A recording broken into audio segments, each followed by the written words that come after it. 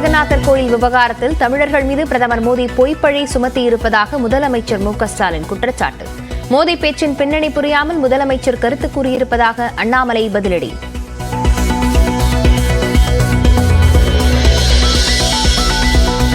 வங்கக்கடலில் இன்று காற்றழுத்த தாழ்வு பகுதி உருவாக வாய்ப்பு. தேனி, தென்காசி, நெல்லை, குமரி மாவட்டங்களில் மிக கனமழை பெய்யும் என்றும் வானிலை மையம் கணிப்பு.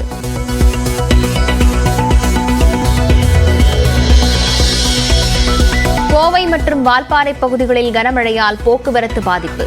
சேலம் மாவட்டத்தின் பல்வேறு பகுதிகளில் கரைபுரண்டு ஓடிய வெள்ளம்.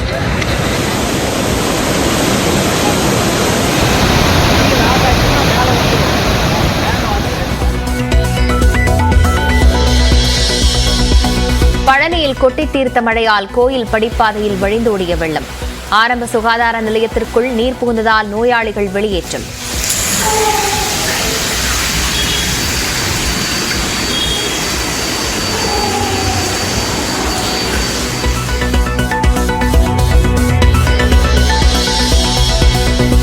ஐபிஎல் தொடரில் ஹைதராபாத்துக்கு எதிரான முதலாவது தகுதிச்சுற்றுப் போட்டியில் கொல்கத்தா எளிதான வெற்றி. 4வது முறையாக இறுதிப் போட்டிக்கு முன்னேறி அசத்தல்.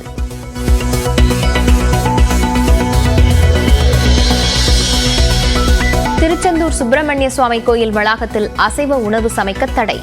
வைகாசி விசாக விழா நடைபெறும் நிலையில் அறிவிப்பு.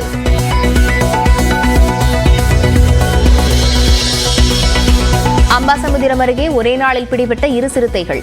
அனவன் குடியிருப்பு மற்றும் வேம்பையாபுரம் பகுதியில் வனத்துறை வைத்த கூண்டில் சிக்கின.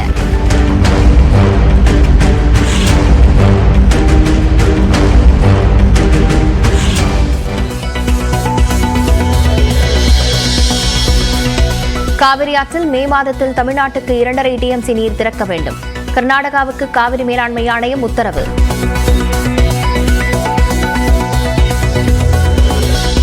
மதுரை எய்ம்ஸ் கட்டுமானப் பணிகள் தொடங்கியதாக அதிகாரப்பூர்வ அறிவிப்பு. 18 மாதங்களுக்குள் மருத்துவமனை அவசர சிகிச்சை பிரிவு கட்டடப் பணிகள் நிறைவடையும் என தகவல்.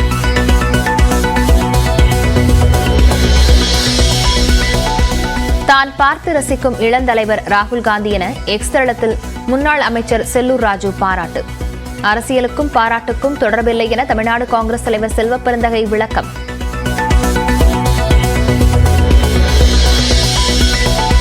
ரயிலில் 4 கோடி ரூபாய் பறிமுதல் செய்யப்பட்ட விவகாரத்தில் தமிழ்நாடு பாஜக பொருளாளர் SR சேகரிடம் சிபிசிஐடி விசாரணை. தன்னிடம் விசாரணை நடத்த தடை கோரி சென்னை உயர்நீதிமன்றத்தில் பாஜக அமைப்புச் செயலாளர் கேசவ விநாயகம் மனு.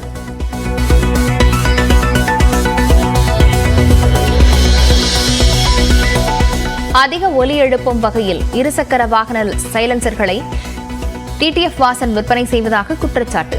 அம்பத்தூரில் உள்ள விற்பனையகத்தில் காவல்துறை சோதனை.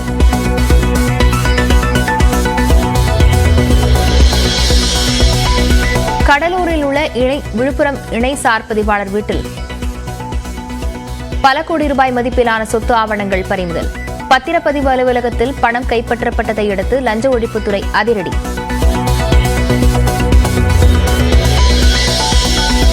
உத்தரப்பிரதேச மாநிலத்தில் சமாஜ்வாதி பொதுக்கூட்டத்தின் போது மேடையை நோக்கிச் செல்ல முயன்ற தொண்டர்கள் தடியடி நடத்தி விரட்டியடித்த காவலர்கள்.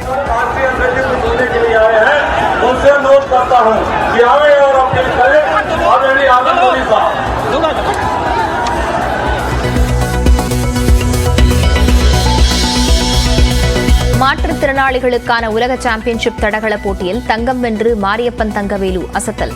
வருங்காலத்தில் மேலும் பல்வேறு சாதனைகளை படைக்க வேண்டும் என முதலமைச்சர் மு.க.ஸ்டாலின் வாழ்த்து.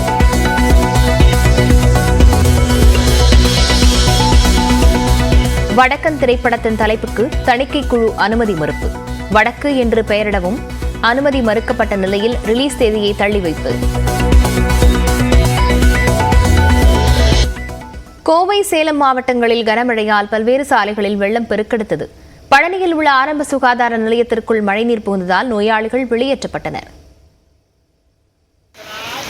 தமிழ்நாட்டின் பல்வேறு பகுதிகளிலும் நேற்று பரவலாக மழை பெய்தது. திண்டுக்கல் மாவட்டம் பழனியில் வெயிலின் தாக்கம் அதிகரித்து வந்த நிலையில் நேற்று கோடை மழை கொட்டி தீர்த்தது. பழனி மலைக்கோவில் படிப்பாதையில் வெள்ள நீர் வழிந்து ஓடியது.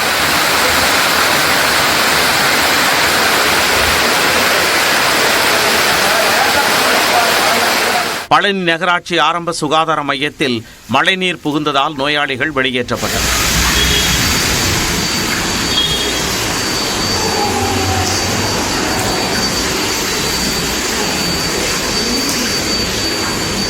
கோவை மாவட்டத்தில் தொடர் மழையால் உக்கடம் ரயில் நிலையம், லங்கா கார்னர், காந்திபுரம் உள்ளிட்ட இடங்களில் சாலைகள் முழுவதும் வெள்ளக்காடாக மாறின. இதனால் வாகன ஓட்டிகள் வாகனத்தை இயக்க முடியாமல் சிரமப்பட்டனர்.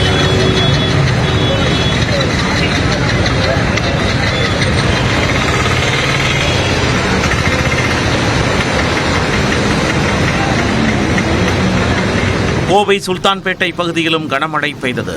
வதம்பச்சேரி கிராமத்தில் உள்ள அரசு உதவி பெறும் பள்ளியின் விளையாட்டு மைதானத்தில் மழைநீர் குளம் போல தேங்கியது.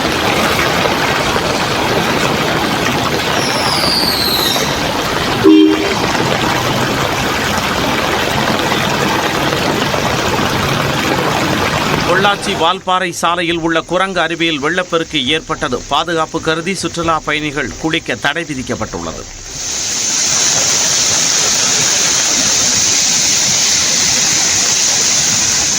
சேலம் மாவட்டத்திலும் தொடர்ந்து 2வது நாளாக பல்வேறு இடங்களில் கனமழை பொழிந்தது. இதனால் தண்ணீரில் மிதந்தபடியே வாகனங்கள் செல்லும் நிலை ஏற்பட்டது.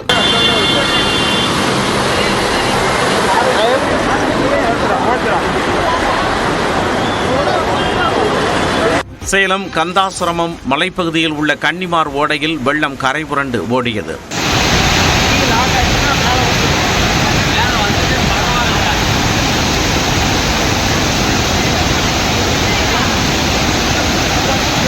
சேலம் ஜருகு மலையிலும் காட்டாற்று வெள்ளம் ஏற்பட்டது.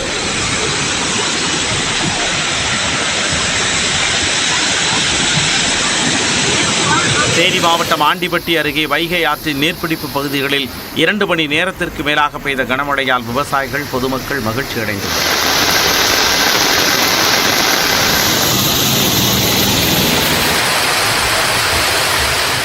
திருச்சி, மணப்பாறை மற்றும் அதன் சுற்றுவட்டார பகுதிகளில் 4வது நாளாக மழை பெய்தது. ரயில்வே சாலை, பேருந்து நிலையம் என முக்கிய பகுதிகளில் மழைநீர் குளம் போல தேங்கியதால் வாகன ஓட்டிகள் சிரமத்திற்கு ஆளாகினர்.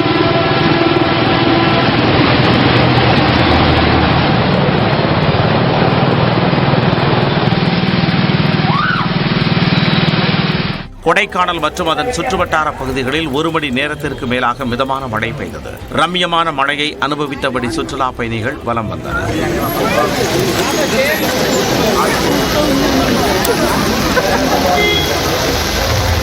விழுப்புரம் மாவட்டம் செஞ்சி மற்றும் அதன் சுற்றுவட்டார பகுதிகளில் 1 மணி நேரத்திற்கு மேலாக மழை பெய்ததால் வெப்பம் தணிந்து குளிர்ச்சி நிலவியது.